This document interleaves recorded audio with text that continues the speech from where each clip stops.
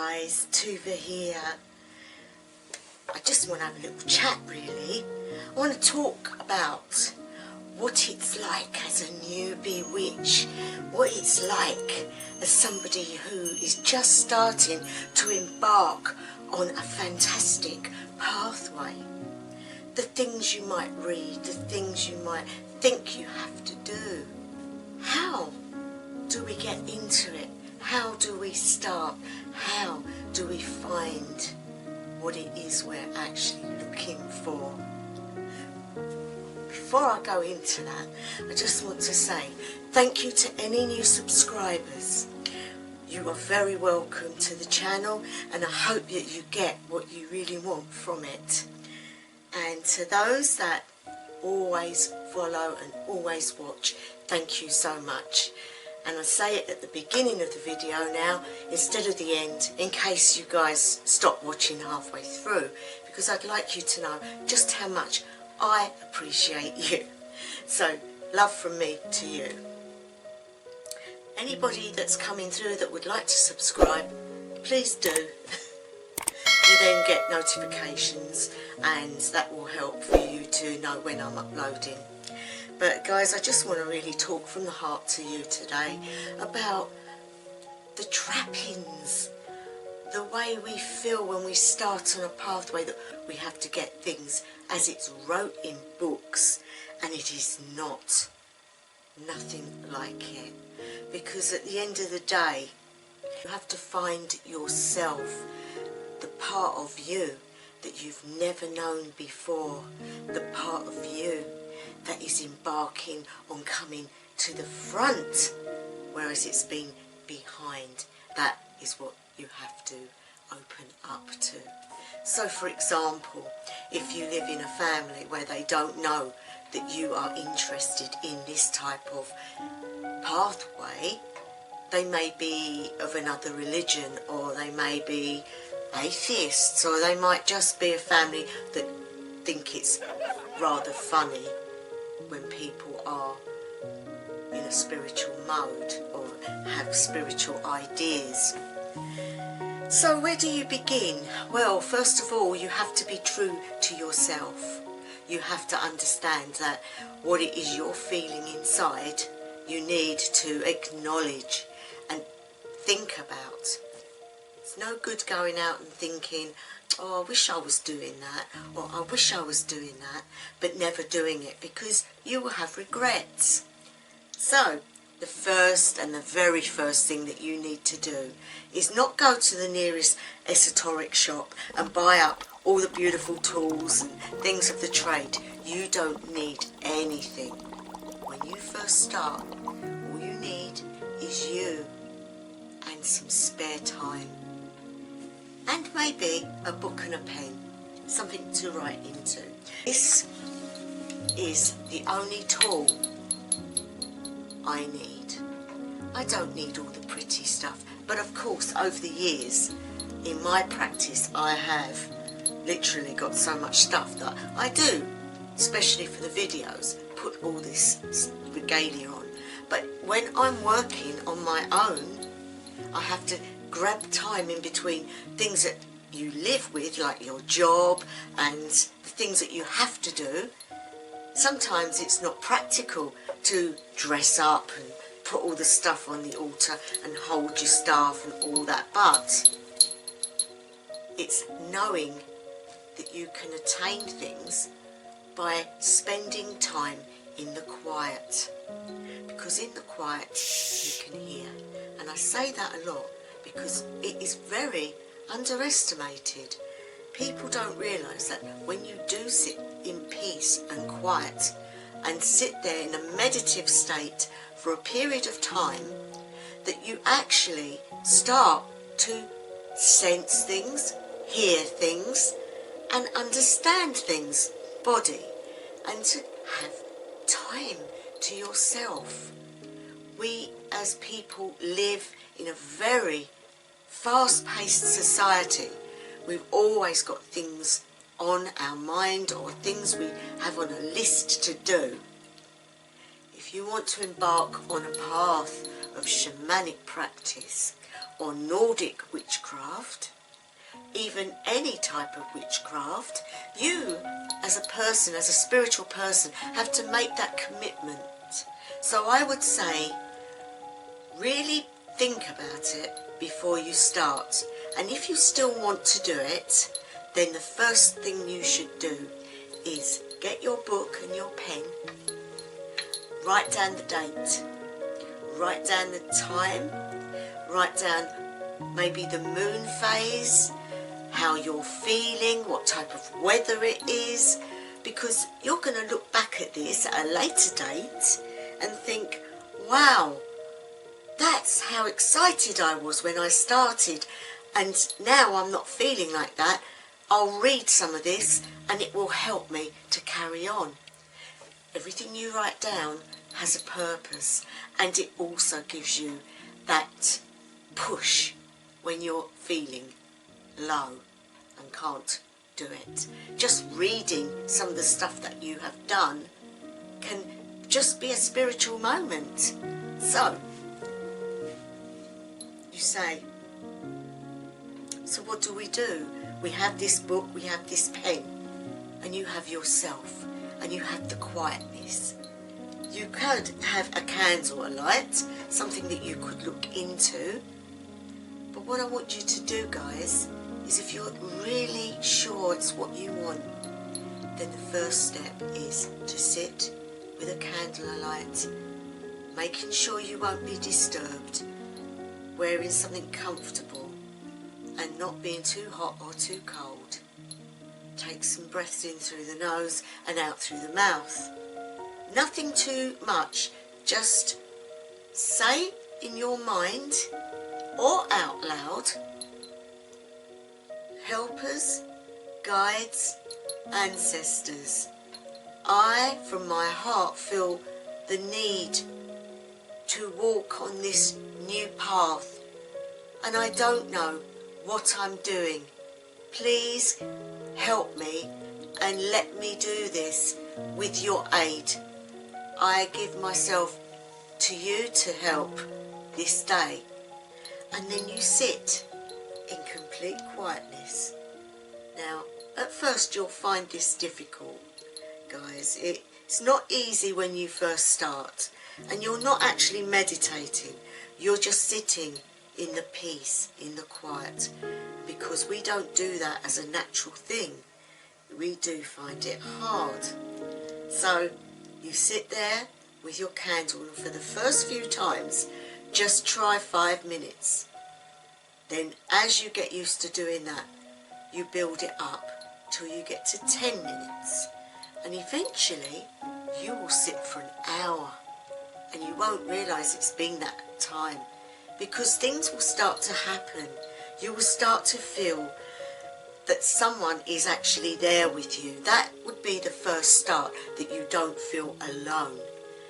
But you don't feel uncomfortable either. You feel peaceful, which is the way to be. You sit with your candle, and when you get to around that hour, you will start to maybe sense things, maybe hear things, maybe just know. It might be just like you suddenly get a thought, and you just know. And that is the start of your path. That is the start of working from within, because in the quiet is your within, and it comes from deep. When we say center yourselves, it is going into that small spark that is in your solar plexus area. We call it our point of power, our point of focus, because that is where we instill all the energy that we work on a daily basis. Now, there are things that you can use to help you when you get to that stage. You're writing in your book what you sense, what you feel, what you do, all under the dates that you do it. Now, I don't want you to go full out and think, I've got to do this every day. That is not how it's done, because you will burn yourself out and you will give up. To start with, you take it slowly. So maybe the first week do it once or twice. Yes, it's going to take time. Rome wasn't built in a day. We take it slowly and we will see it build up. And the more it builds up, the more you'll want to do, and the more times of the week that you'll do it. And it won't be forced. It won't be, oh God, I've got to go up there and sit for a quietness and I don't really feel like it. You don't want to be doing it in that state. So, you might ask, it's a bit boring. No, it's not boring. You will hear things you've not heard. For example, things that you don't realise is going on around you, like the birds outside your window making noises as they chip at the wood or the brickwork, or the noises they make when they flutter their wings, the noises they make when they talk to each other. You might hear children in the street as they walk past.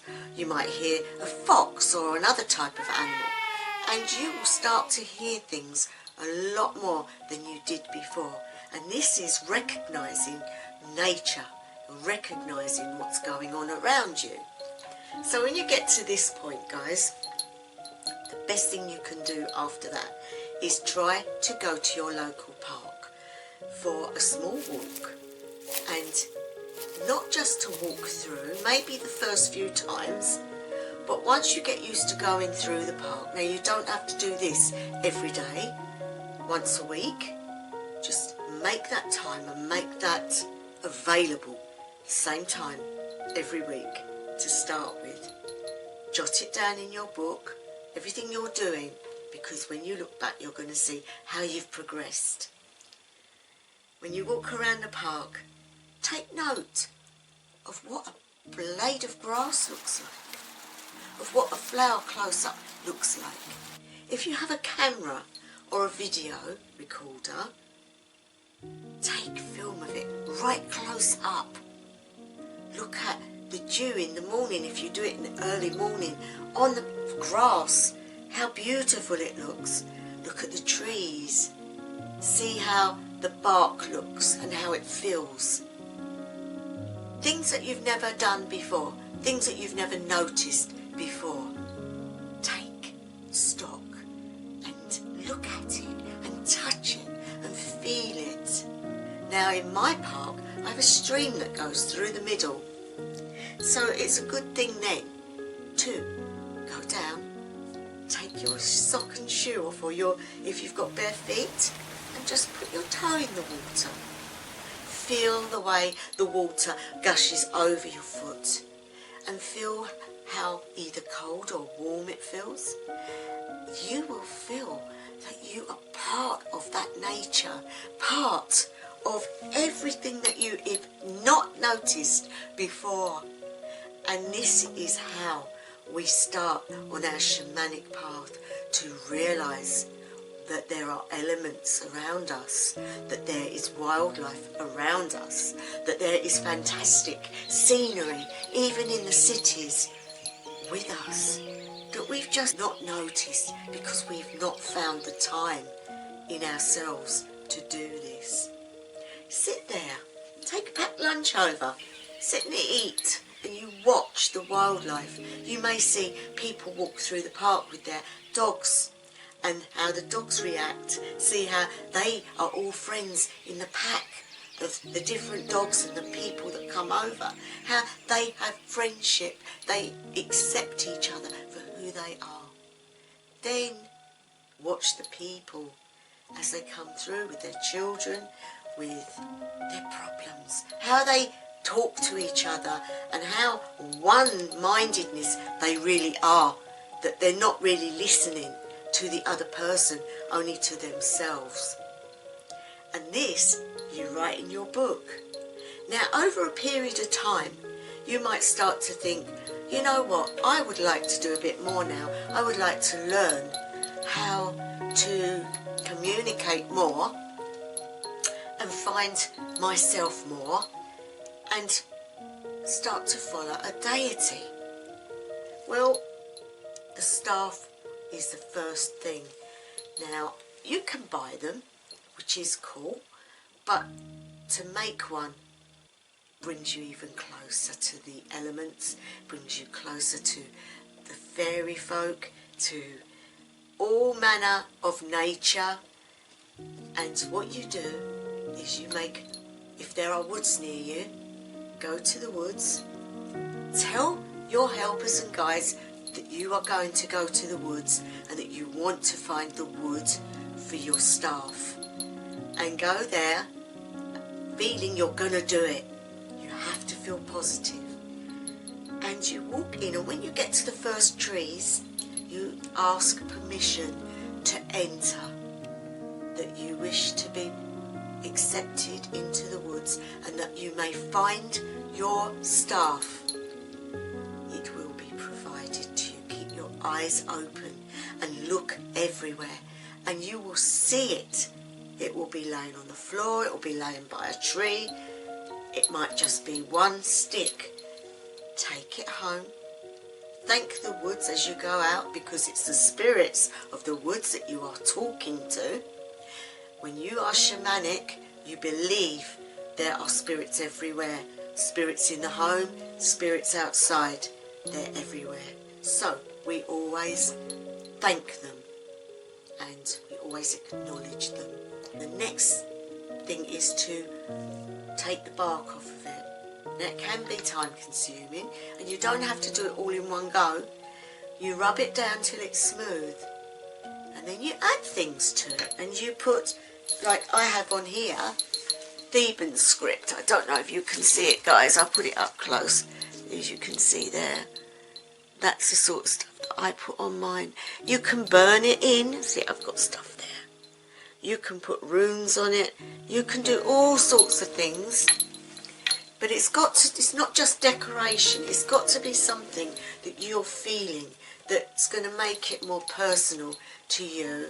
And I've got all sorts of things on here. I've done spells on here, and there's all sorts of stuff. You can wash it down with salt water, and you can say to the staff before you even do any of that, I am going to use you to aid me in my shamanic path, and I wish you to be on my path, and I consecrate you with this salt water to make you part of me, because your staff is part of you, guys. It's very important, and it can be used in so many ways. When you're out, you can bang the floor with it, and that noise enters into the earth and draws energies. You can hold it up and draw power down. You can hold it close and feel energy. And it can be used for opening circles inside a place, and also to do spell work with it. So there are many ways we use a staff, but that is obviously for a later date. To start with, the main thing is to get the quietness inside, to learn who you are, to start to notice nature, to put more plant life in your home, to start to look at what you're eating and drinking and try to make some alterations so that your body is more healthy and more open. For what we put in here has an effect in here. Sometimes we need to even fast, but that obviously is at a later date. You say to me, but I want the exciting parts. I want to be able to trance and journey and see all the things that nobody can see but you. Well, that comes with time, and it comes with a lot of work. So you have to be committed. Please don't look at all the books and think, I'm not doing it right, I need to do it this way. Because everyone's path is their path, nobody else's. What I'm giving you today is an example of how you can achieve this.